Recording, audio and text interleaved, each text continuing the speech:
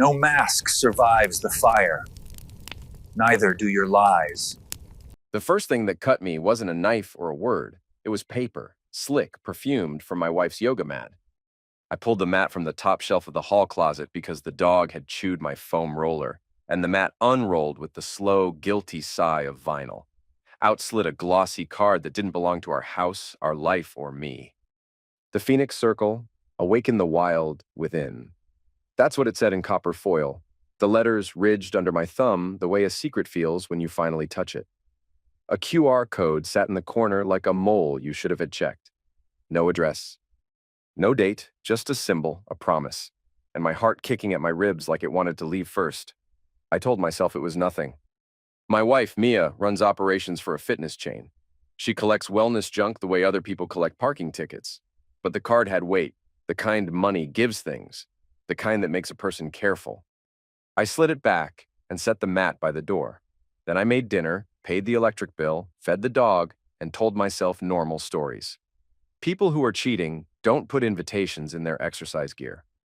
People who are cheating don't smell like eucalyptus and lemon when they walk in, kiss your cheek, and say, "Hey, you start the pasta? You're a lifesaver," she said. "Working late?" I asked. "Inventory," she said, dropping her toad on the bench we built together.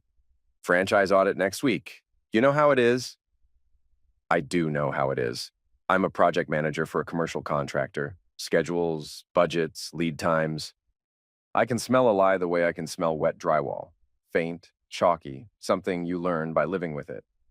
That night, the lie smelled like mint gum over coffee and a thumbnail of fear she kept under her tongue. We ate. We watched a show we used to like. She scrolled during the quiet parts. Thumb, flick, smile, she didn't mean it's something I couldn't see. When she went to shower, she took her phone. She always takes her phone. I used to think it was habit. Lately, it felt like policy.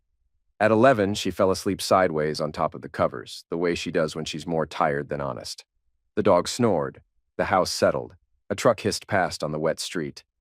I lay there and thought about the card. I told myself to leave it alone. I got up. I kept breathing. In the closet, the mat waited like a rolled-up confession. The card was where I'd left it, except it wasn't.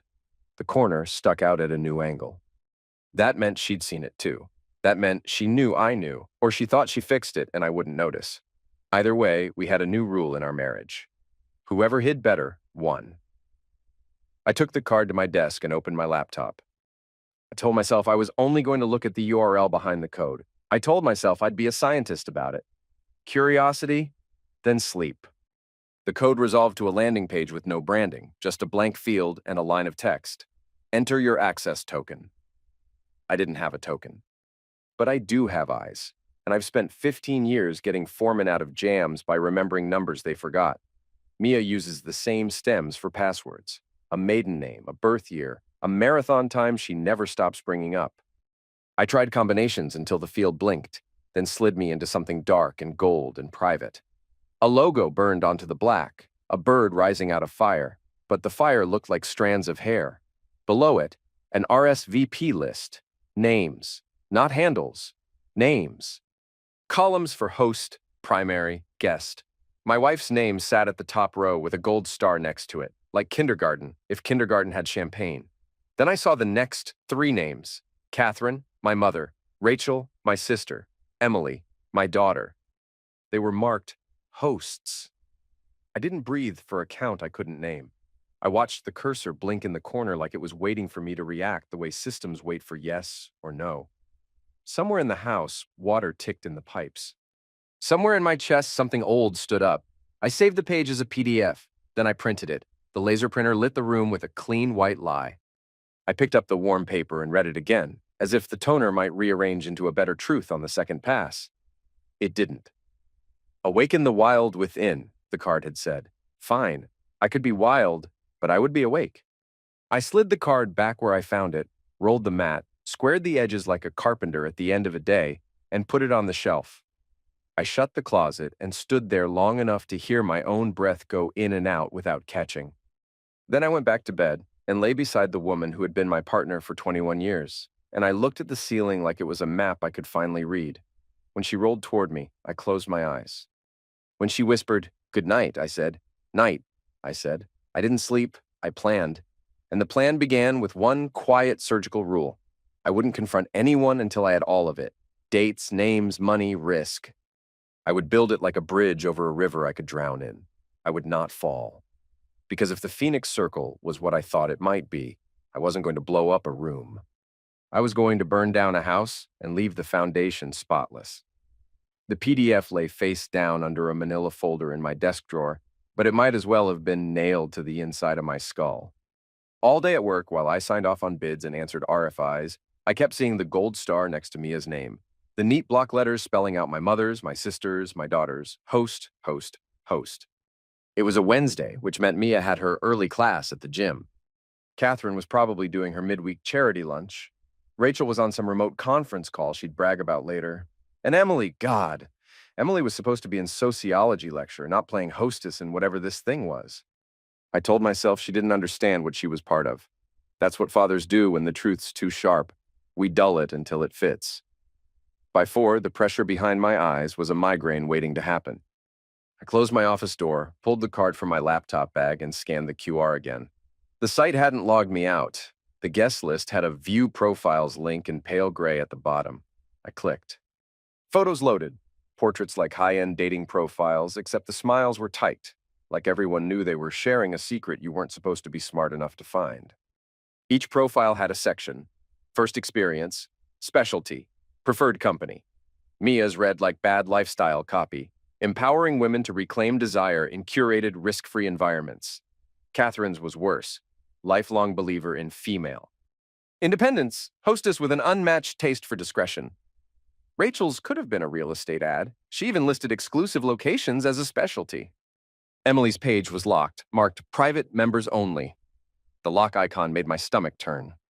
I took screenshots of everything, saved them to an encrypted drive, and backed that up to the cloud under a project name no one would ever open: HVAC_2019. A few minutes later, I found an Events Archive tab. That's when the shape of it came into focus. There were dates going back 6 years. Photos of masked parties in hotel suites, vineyard estates, lake houses, women I recognized from my mother's bridge group. Men in tuxes with their faces artfully blurred but their wedding rings in plain view. Names of cities: Santa Barbara, Palm Springs, Aspen. And next to each event, a list of hosts. My family's names appeared in half of them.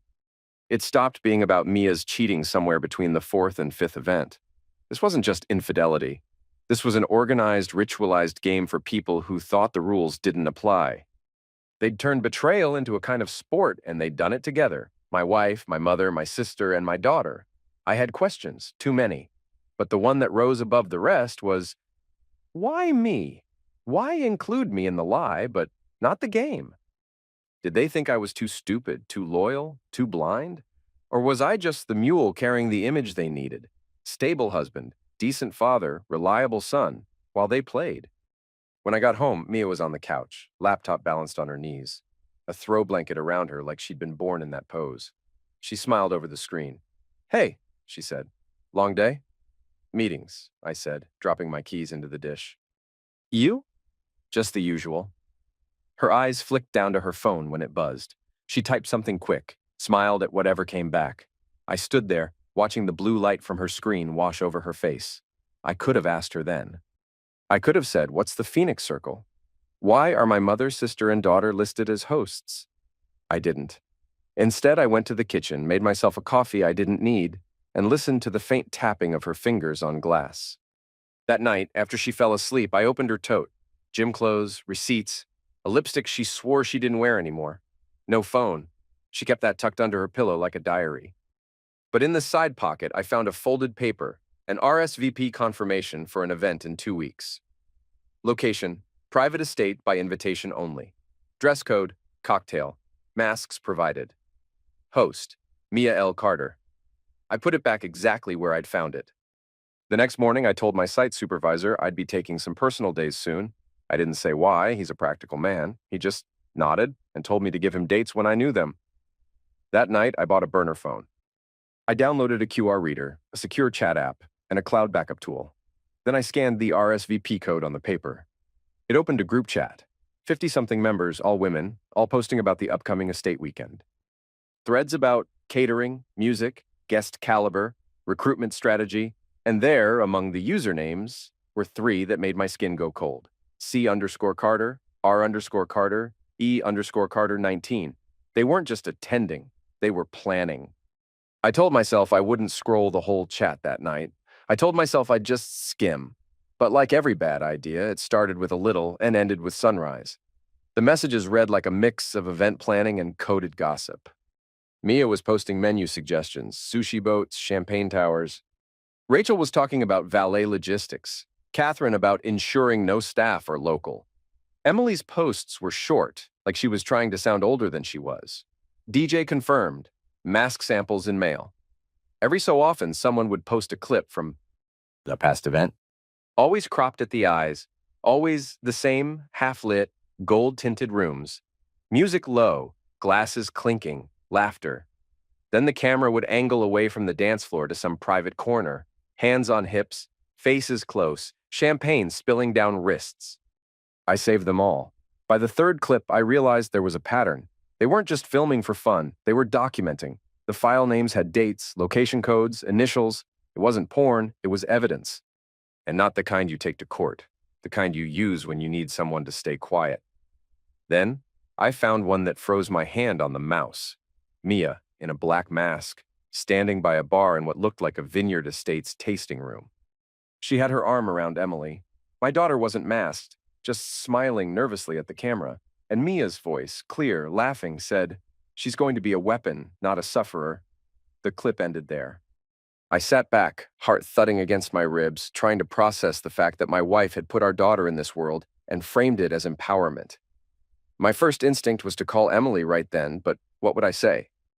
"Hey, honey, I found a video of your mom grooming you for a high society cheating ring." She'd shut down, maybe run to them, maybe never talk to me again. So I did what I do on job sites when something's rotten under the drywall. I kept digging. The archive showed Mia attending her first event 8 years ago, 3 years before Emily turned 18. Catherine's profile went back a decade. Rachel's, 7 years. They'd rotated hosting duties, swapping locations between estates, boutique hotels, and once, a chartered yacht out of San Diego. Guest lists included doctors, lawyers, politicians' wives. I recognized 2 from local news segments. The men?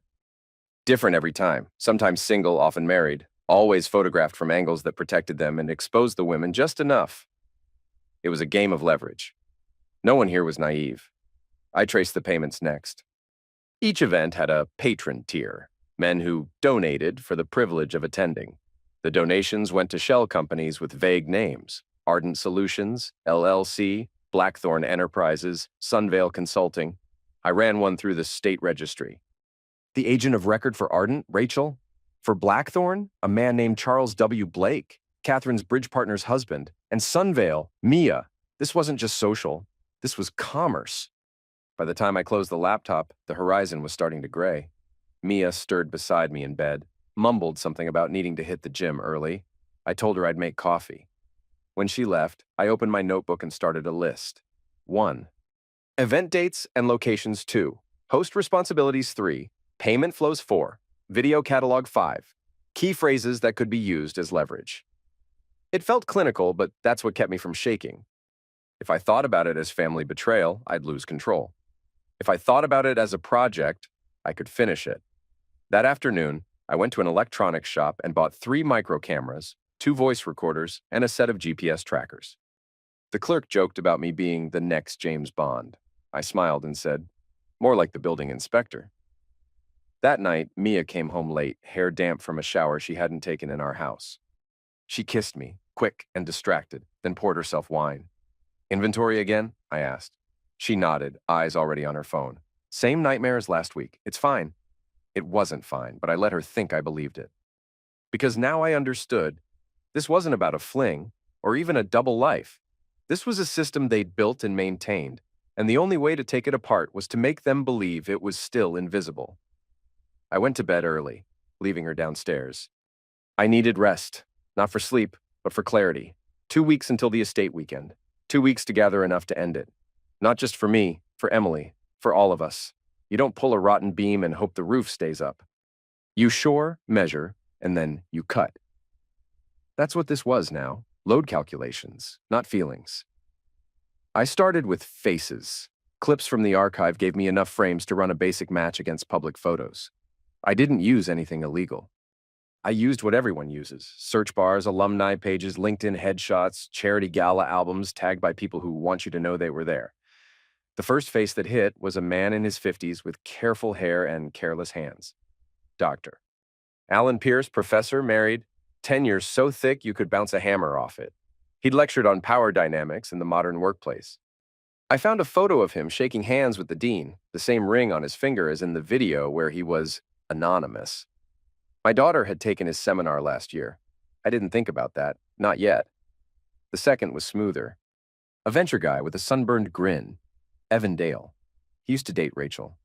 Seeing him in the archive didn't surprise me as much as it should have. He likes skylines, boats, and other people's boundaries. His company funded female founder retreats. Maybe that's where he picked up the vocabulary my family was now fluent in. The third man took longer. He was a shadow in a lake house hallway, a watch face catching bar light. I isolated the watch. Limited edition, numbered on the dial. A jewelry blog had a feature on owners who send in photos. Photo number 12 showed a wrist with the same scar on the knuckle labeled CWB, Santa Barbara. The initials matched one of the shell company agents I'd found, Charles W. Blake. Married to a woman who played bridge with my mother, sat in the front pew at holidays, told me my tie knots were so solid, Nathan, you must have learned from your father. I made files. Not folders, files typed on a stubborn keyboard because touching each key kept me honest. For each man, full name, spouse, children, employer, board seats, hobbies, property records, debts, any litigation. I kept it clinical because clinical kept the blade straight. When my mind drifted to Emily, I wrote faster. Money was next. I traced donations from patrons to those shell companies, then to vendors you'd expect at a legal event. Caterers, DJs, private drivers. Nothing exotic. That's how smart people hide things, by staying boring. I pulled invoices where I could and compared dates to the event archive. They matched. The amounts were too high for food alone. My notes turned those gaps into questions. What else is being purchased? Silence? Access? If they were paying for access, someone was selling it. That meant chat logs and cloud storage would matter more than angry speeches. I set up silent polls, automatic downloads of new media in the event chat to my encrypted drive. I didn't send a single message. I didn't click a heart. I let gravity bring me the pieces. At work, I kept my head down. A punch list on a hospital build kept me busy. Sprinkler coverage, head clearance, fire caulking, where a rushed crew had treated code like a suggestion. I signed off on fixes and thought about other kinds of fires. Everything good, Nate? My supervisor asked, catching me staring at a blank wall like it owed me an answer. Just running scenarios, I said. On the job. On life. He chuckled and slapped my shoulder. Tell me when you figure it out. I went home and installed one of the voice recorders under the dining table, near where wine bottles tended to park. The table had a lip.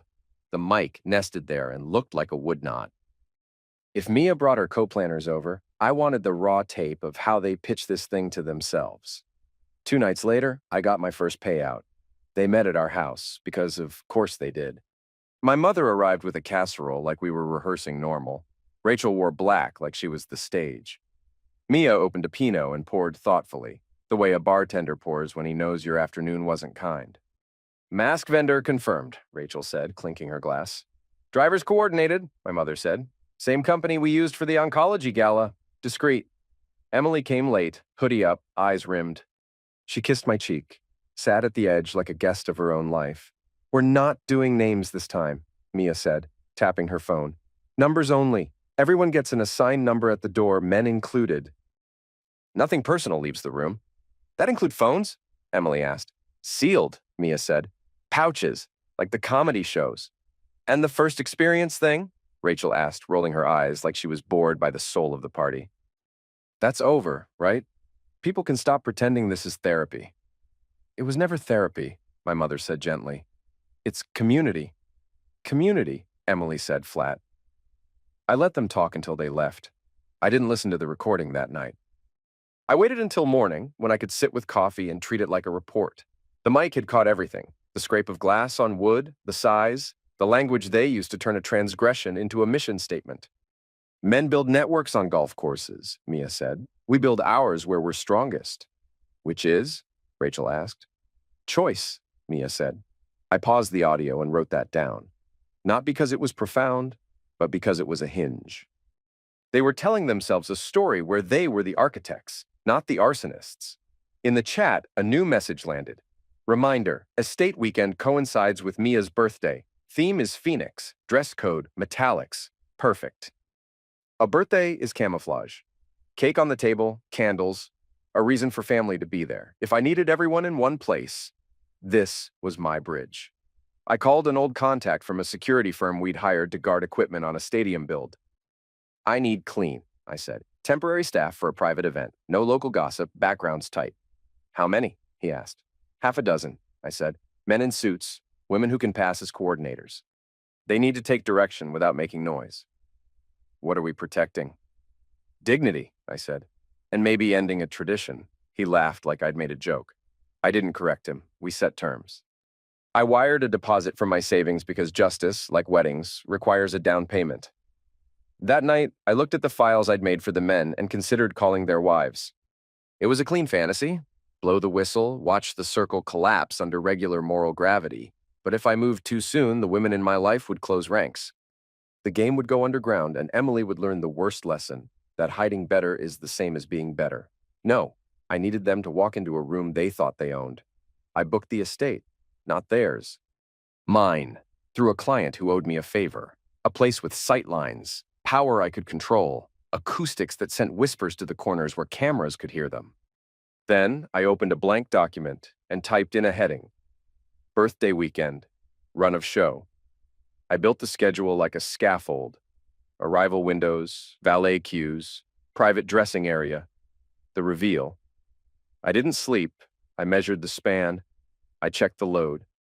I saw the cut. 2 weeks. I could hold a roof that long. I've learned in construction that the most dangerous phase isn't demolition. It's prep. A half-gutted wall looks like progress, but it's fragile. Push too soon, the whole frame twists. That's where I was. Everything stripped to the studs, just waiting for the right swing.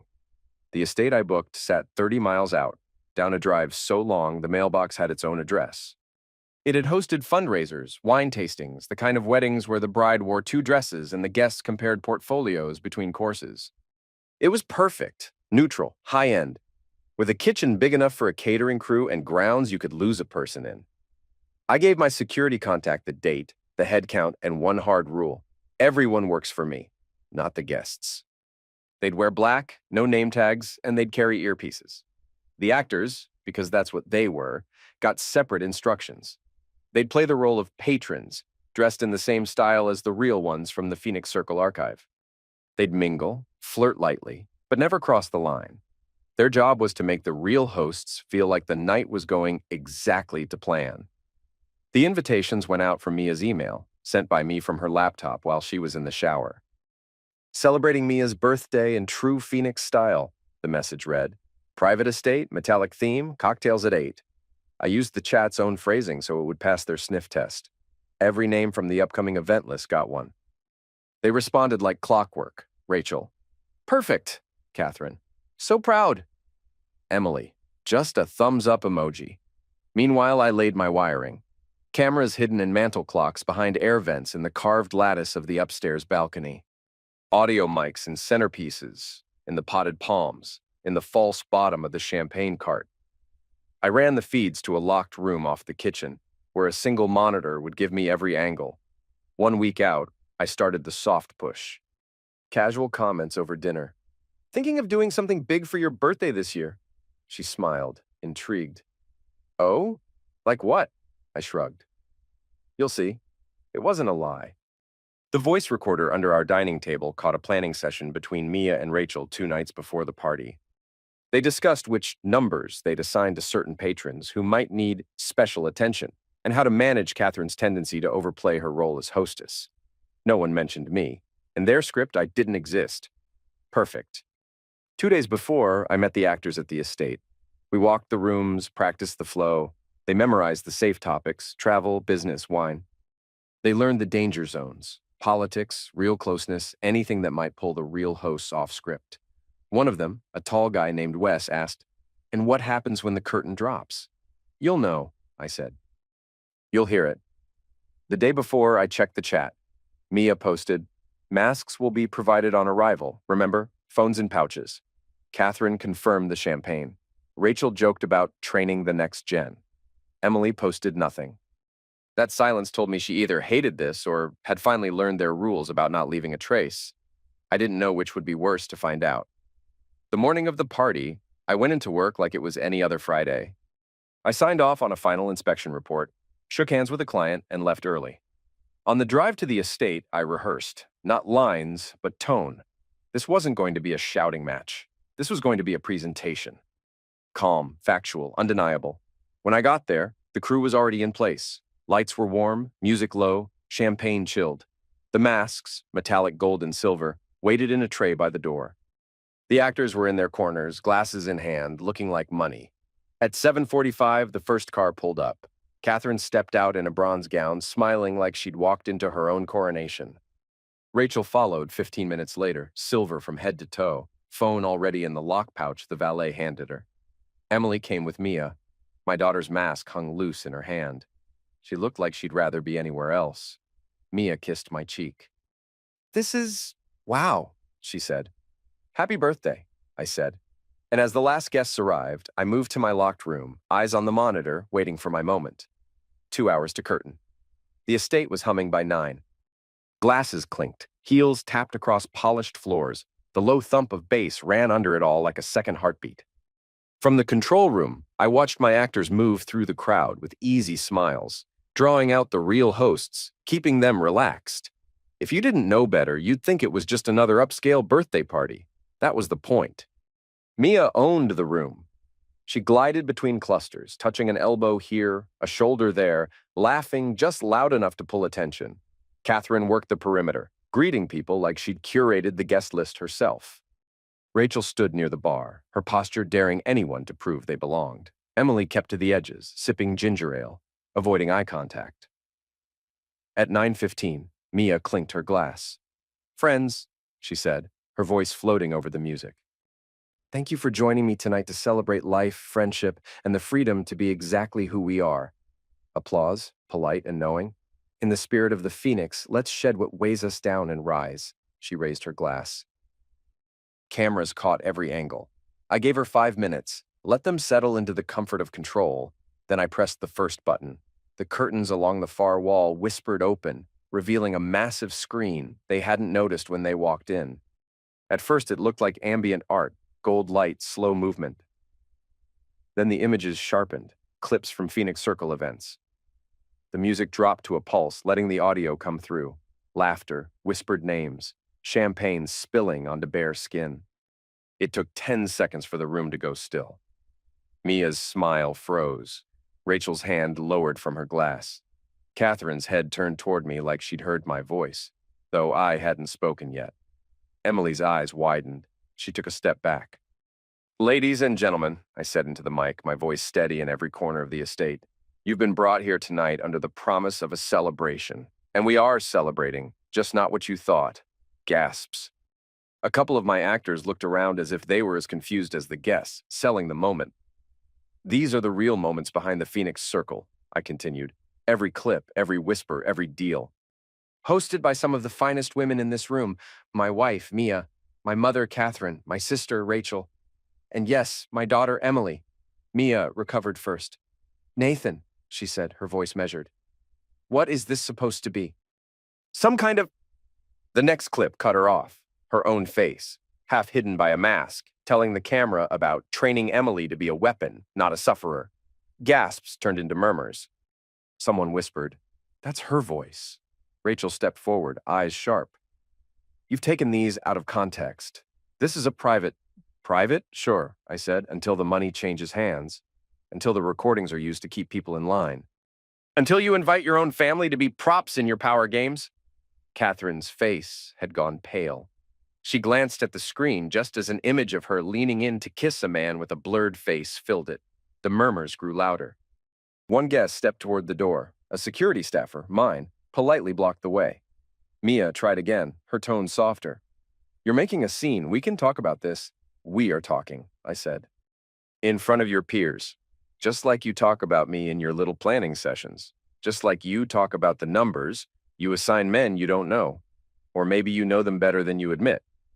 I pressed the second button. The screen split into four. Mia, Catherine, Rachel, and Emily, each in moments from the archives. Catherine laughing in a back room. Rachel taking an envelope from a man's hand. Emily clearly uncomfortable being handed a drink by Mia.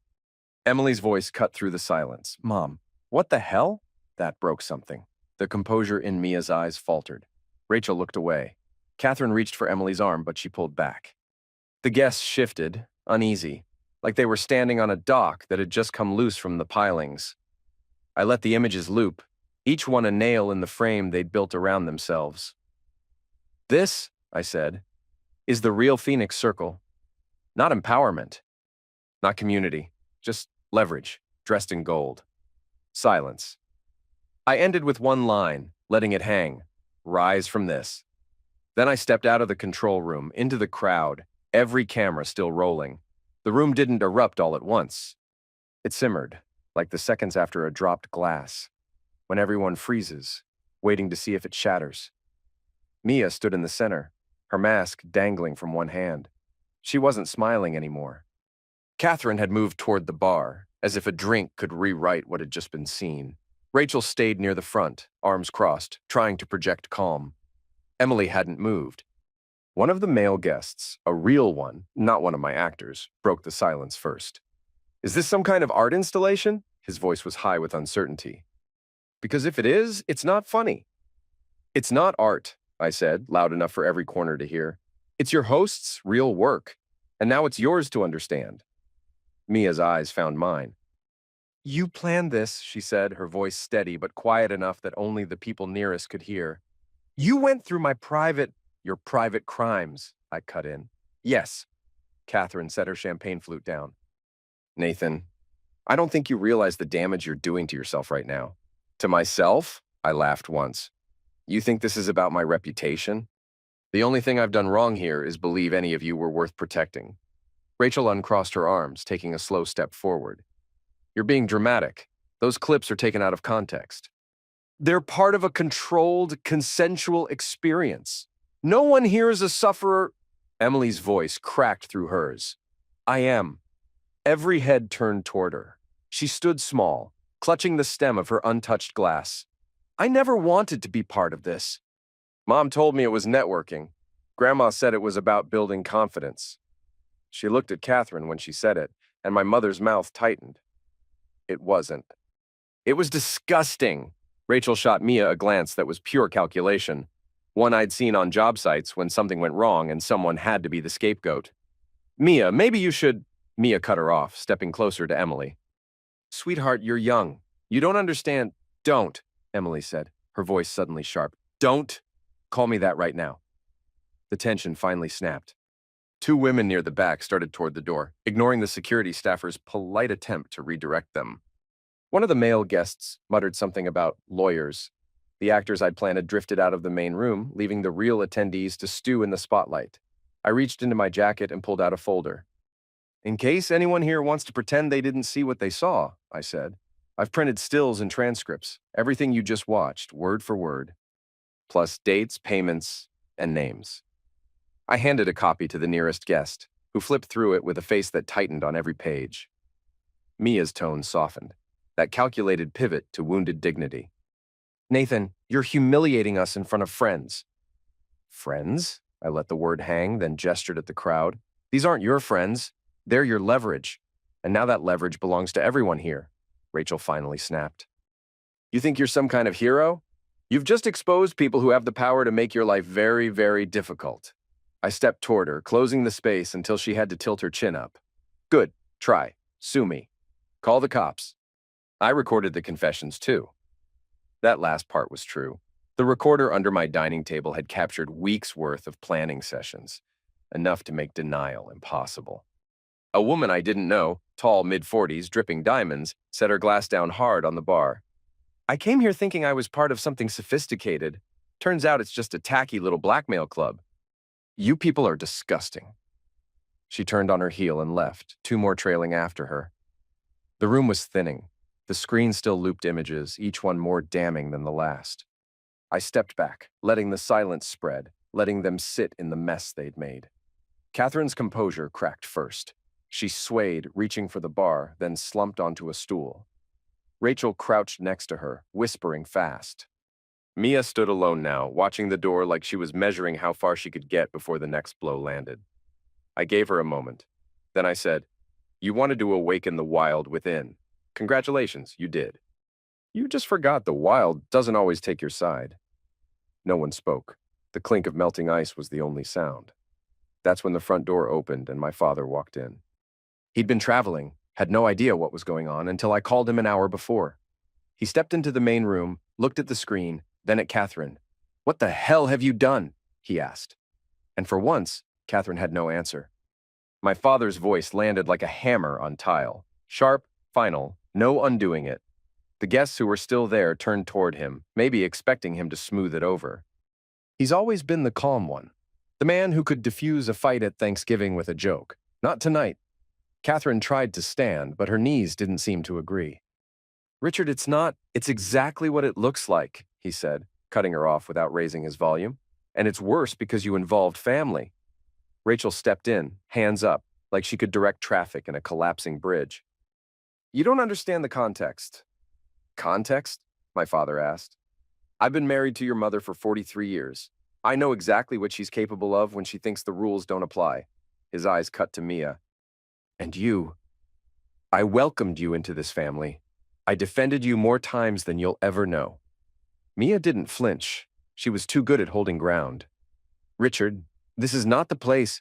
This is the only place," he said, glancing at the looping footage. "Every person here has seen the truth. You don't get to hide behind champagne and masks now." Emily had backed toward a corner. She wasn't crying, but her jaw was set in a way I hadn't seen since she was little, and trying not to show she'd skinned her knee. I walked over, pulled a folded page from my pocket, and held it out. She frowned, took it, and looked down. It was a transcript. Mia's weapon, not a sufferer line, word for word. Emily read it, her hands tightening on the paper. Then she looked at her mother. "You said this. You actually said this." Mia's tone was almost pleading. "Sweetheart, don't," Emily said, her voice cracking just enough to make the room listen harder. "You didn't raise me, you trained me. That's not the same thing." Rachel moved toward her, but Emily stepped back. "Stay away from me." The murmur in the room turned into quiet, ugly tension. A couple of guests pulled out their phones, realizing they had more to talk about later than they'd bargained for. Rachel's veneer broke. "This is ridiculous." "You think you can just blow up everyone's lives because you don't like what you found? Nathan, you're going to regret—" "I'm already past regret," I said. "And if you're thinking about threats, remember, I have your voice on record describing the recruitment process. That's your word, not mine." Her mouth snapped shut. Catherine finally stood, leaning heavily on the bar. "If you had a problem with any of this, Nathan, you should have come to me first. We could have handled it privately." "Privately?" I shook my head.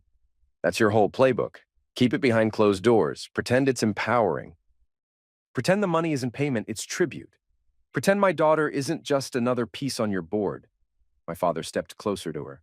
"You need to leave," he said. She blinked. "Richard, now!" His voice didn't rise, but something in it told her not to test him. Rachel looked between them like she'd just realized there wasn't going to be a family meeting to fix this. Mia stared at the floor. Emily folded the transcript and tucked it into her pocket. I spoke to all of them at once. "If you walk out that door tonight, understand, there's no coming back from this. Not to me, not to her." I nodded at Emily. "And if you try to spin this, if you try to make me the villain, remember, every second of tonight is recorded. Every face, every word." Silence. Then Catherine picked up her clutch and walked to the door without looking at anyone. Rachel followed, muttering something about lawyers under her breath. Mia hesitated. She turned to me. "You think you've won something here?" I didn't answer. She held my stare for a long beat, then shook her head and walked out. The door closed behind her, and the room felt suddenly bigger, emptier, colder. The remaining guests began filing out, most avoiding my eyes. My father stood next to me, arms crossed. "You've just made enemies you'll have for the rest of your life," he said. I glanced at Emily. Not all enemies are worth keeping, I said. She didn't speak, but the look she gave me was the first hint of trust I'd seen in months. And that was enough. For now. The night after the estate was quiet in the way a storm is quiet when it's just moved on.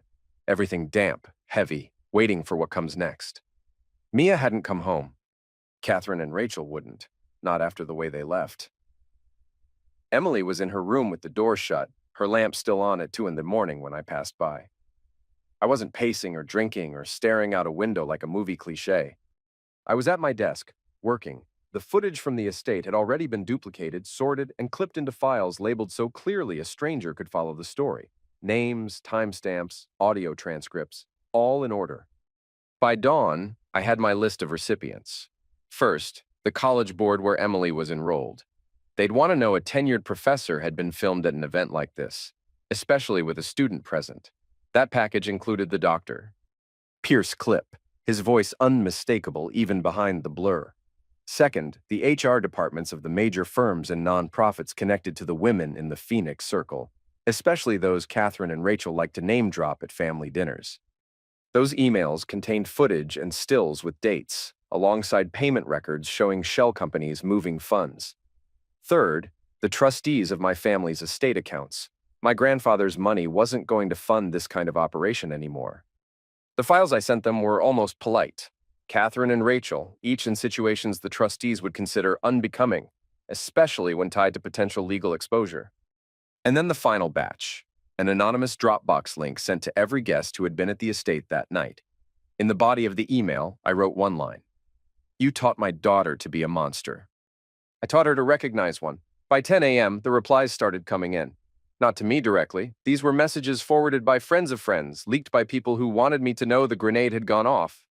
Screenshots of frantic group chats, legal threats tossed around without aim, statements being drafted, reputations triaged.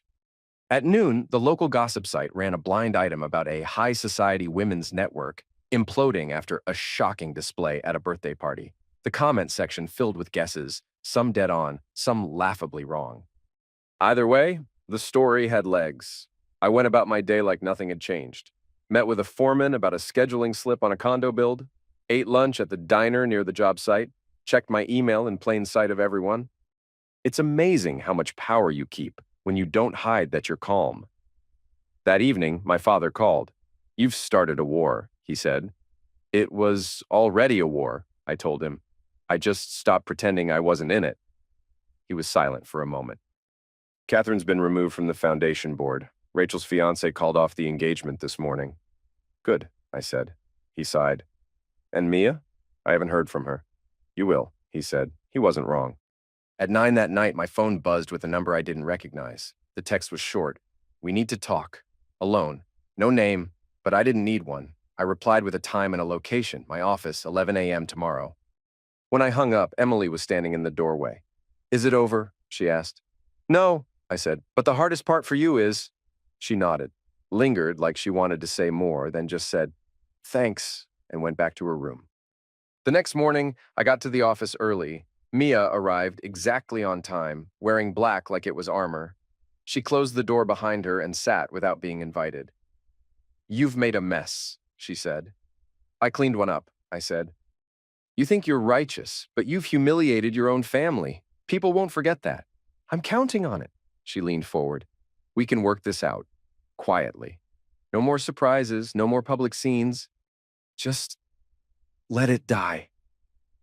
I watched her for a long moment, the same way I'd watch a wall I knew was full of termites.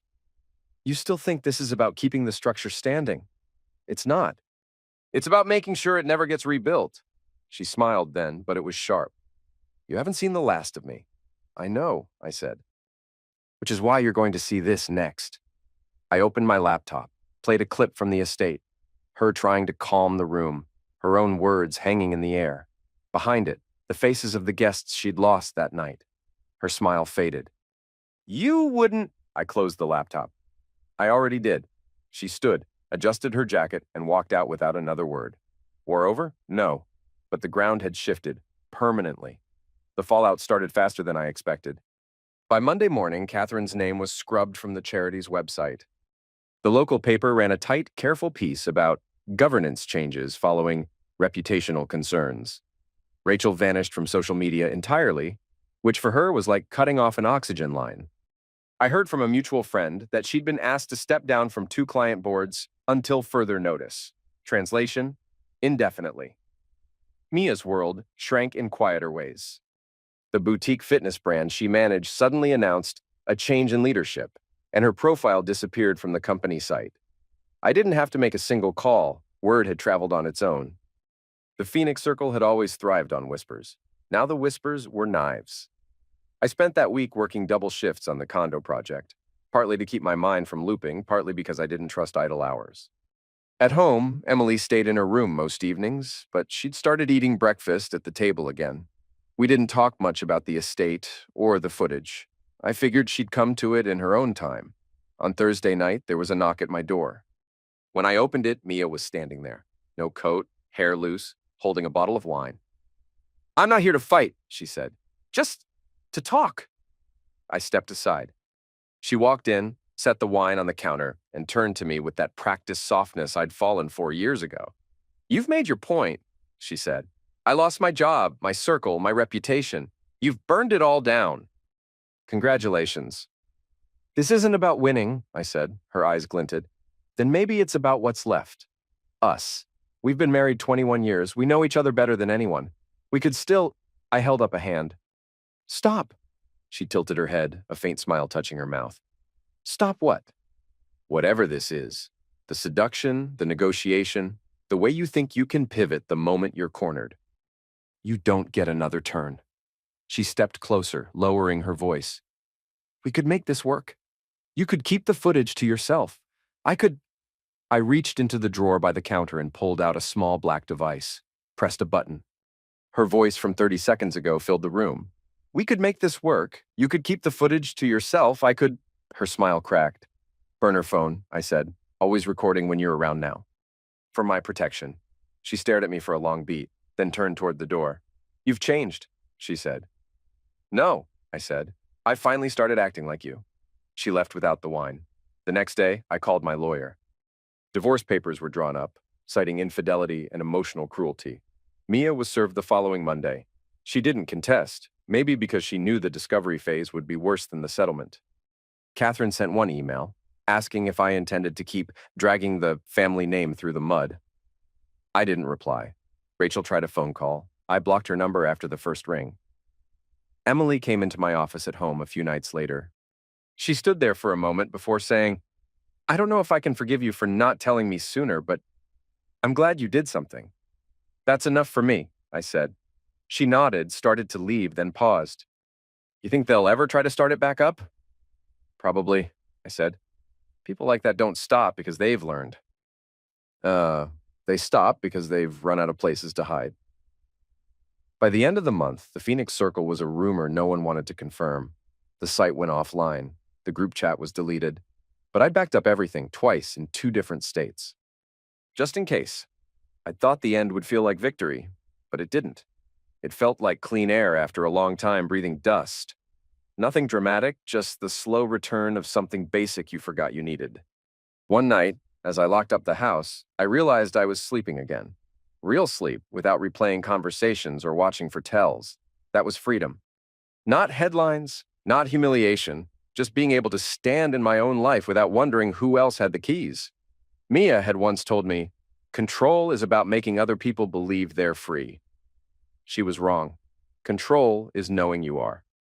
It was strange how quickly the story moved from shock to silence. A few weeks after the estate night, no one was saying Phoenix Circle out loud anymore. It was like a word that had been erased from polite conversation, but the absence was the loudest thing in the room. For Catherine, the silence was exile.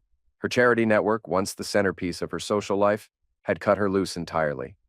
I heard she'd tried starting a private foundation out of her own savings, but without the legitimacy of her board connections, the donations dried up. She'd been reduced to hosting tea for the 2 or 3 friends still willing to be seen with her.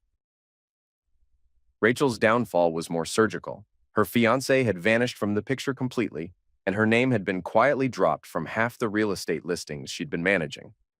Clients didn't want their luxury homes associated with a face they'd seen in those stills. She called once, from a number I didn't recognize, leaving a voicemail about clearing the air. I deleted it before she finished her sentence. Mia. She was surviving in a different way. I'd heard she was doing consulting, which was probably her word for finding another circle to latch onto. Every so often, an email from her would slip through my spam filter, always short, always testing the waters. Hope Emily's doing well. We should talk about the house. They went unanswered. Emily had been the hardest to read.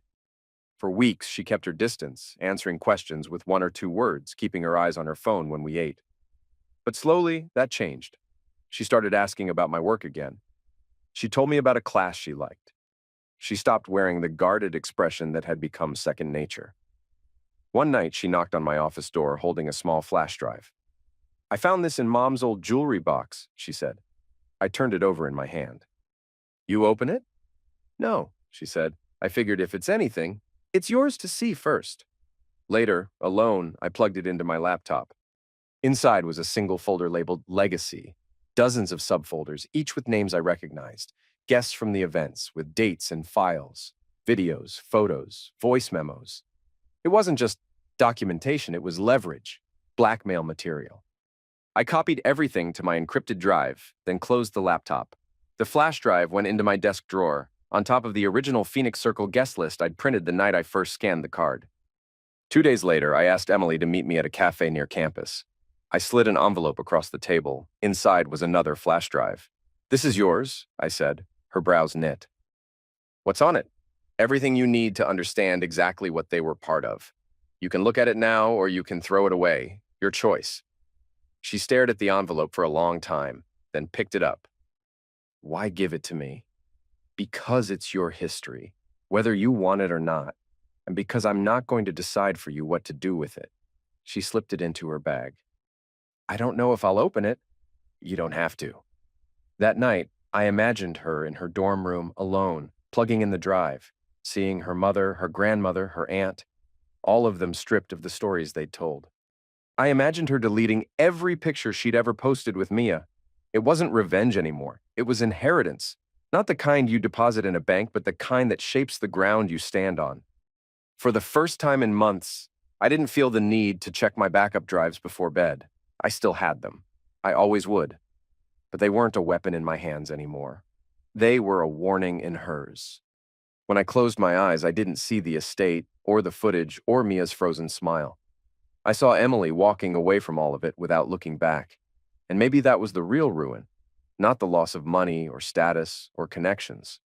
The real ruin was being erased from the story you thought you controlled. The estate was mine again, at least for one night. Not the Phoenix Circle's estate, the one I'd booked for Mia's birthday. That place had been scrubbed clean after the party, the cameras packed away, the furniture reset like nothing had happened. But the air there would always smell like exposure to me. So when the owner called months later asking if I wanted to use it for a small gathering, I said yes without hesitation. I told him it was for a charity auction dinner, half true. The guest list was short, a handful of people I trusted, men and women who'd seen the estate before but never in that context. No family, not the ones who'd been in the circle. I arrived early, walking the rooms in quiet. The parquet floors didn't echo the same way without a crowd. No masked laughter, no murmured deals in the corners, just the sound of the staff setting tables and uncorking wine. At 7, the guests began to arrive. Old friends from work sites, 2 clients who'd become allies, a retired foreman who'd once taught me how to read a floor plan upside down. They came in simple suits and dresses, not the metallic glare of the circle's costume. The air was easy, the conversations open. When dinner ended, I stepped out onto the balcony with a small glass of bourbon. From there, I could see the gravel drive where, months earlier, Catherine had swept in like a queen and left like a ghost. I could picture Rachel's stiff shoulders as she walked out, Mia's last glance over her shoulder, Emily's pale face as she stood apart from them. The people inside tonight didn't know the details. They only knew I'd had a falling out with family and that I'd come out the other side lighter. They didn't need the play-by-play. Some stories only work when you keep them yours. Halfway through the evening, one of the guests tapped a fork to a glass. To Nathan, he said, for rebuilding what others tried to knock down. They all raised their glasses. I didn't make a speech, no need. I just lifted mine, the way you do when the work is done, and the structure's holding steady. Later, as the night thinned out and the last guest left, I walked back into the dining room alone. The chairs were slightly askew, a sign of life rather than chaos. I poured one final drink and sat at the head of the table where Mia had once stood to toast herself. I thought about the footage still locked away, the drive I'd given Emily, the messages Mia had stopped sending. The circle had scattered. Maybe they'd try to rebuild somewhere else, under a different name. But they'd never again have the arrogance to think they were untouchable, not with what I'd done burned into their histories. The thing about revenge is, people imagine it's an explosion, noise, fire, smoke. But the real kind, the lasting kind, is quieter. It's in the way a room feels when the wrong people are gone. It's in the weight you don't carry anymore. I raised my glass to no one in particular. I rebuilt everything they destroyed without ever raising my voice. I drank, set the glass down, and left the estate without looking back.